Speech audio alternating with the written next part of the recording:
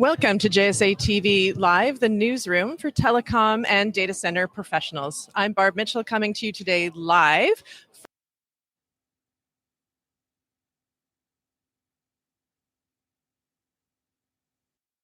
So many of our friends and colleagues. It's a busy conference this year. I'm pleased to have you joining me, Louis Fiallo, Vice President of China Telecoms America.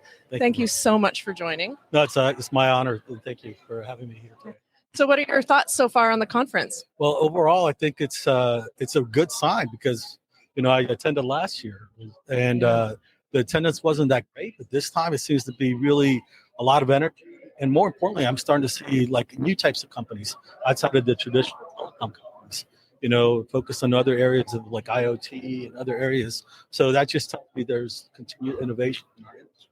So I'm very positive about what's happening here today. Yeah, it seems, I don't know, the sense that I get is it's sort of bigger than ever. I think that, last year, for a lot of reasons, we were sort of easing our way back into in-person events, but this year, I mean, better than ever. So, yeah, I echo your sentiments. I think that it's an exciting time to be here. And so, for our viewers who may not know, can you tell us a little bit about CTA, China Telecoms America? Yeah, we're the Americas region operator for China Telecom. We've been around. This is our 21st year. And we are providing international broadband services to U.S. multinationals that go to China and Asia, as well as we also operate with U.S. Or international telecom operators to help them solve their problems in other parts of the world where we have resources. And we've been really a full service provider. And, we're going to talk a little bit about some of the changes we've gone. Yeah. But overall, we're very, an organization that's here to help a lot of us. Yeah. So, I mean, you hinted we would talk about it. Why don't we just start with, it's January 2023. I always feel like this is such a good time to come together for these conversations because we can talk about what do you feel is coming up? What can we expect to hear from you? Yeah. So before I tell you what we're going to do in 2023, in 2022, we decided as a company that we wanted to sort of refocus our business a little bit. And by that I mean is that we decided to move from being the underlying primary provider in the U.S. to being an overlay provider. Okay, so taking advantage of some of the resources and capabilities our parent company has to offer. Right. So what we've done is we started building out our SD-WAN solutions. We started building out our cloud services, and as a result of that, we'll be making some further announcements this year that talks about that. And what our focus is really going to be is to help provide, hybrid cloud solutions, take advantage of some of the IoT technology that we already currently have, and bring in other capabilities that we have through our parent company in China using 5G. It's really a complete shift away from just providing point-to-point solutions and stuff. So taking care of data centers, clouds, everything. So we have a much more robust and compelling story for today's buyer. Right. And so you mentioned, the selection of services, provided by your parent company, really the lead cloud services provider in China. And now as you start to bring those back to the Americas, what sorts of insights can you leverage and what's that process look like? So first of all, we have a product called Tiny, which is the largest hybrid cloud infrastructure provider in the probably in the world, but definitely in China.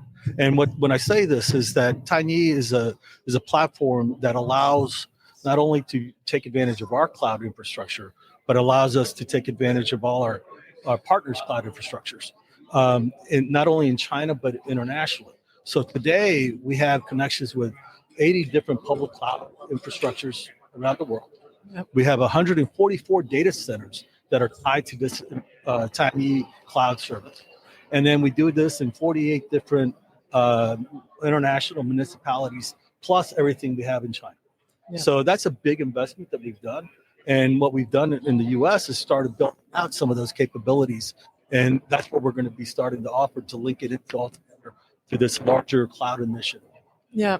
And so how do you see that helping businesses, with what they're doing with their edge cloud services to just make things smoother, to have the access to that? Yeah, and that's another thing I forgot to mention is we have an edge communications platform that ties to the cloud, and that edge communication platform allows you to have whatever type of technology you're using to connect to us. Yeah. But once you're in our cloud, okay, we can pass you on to different cloud providers. We can do the load balancing. We can pass traffic from one location to the next. We can take you from a data center to a cloud infrastructure. So what we've done is we've built a cloud on top of the cloud infrastructure of all the partners that we're using. So it gives you a lot of flexibility. You don't have to go out and negotiate agreements with multiple providers. You don't have to worry about geographic issues, as moving into China versus moving into Singapore. We have those capabilities already built out for you. Yeah.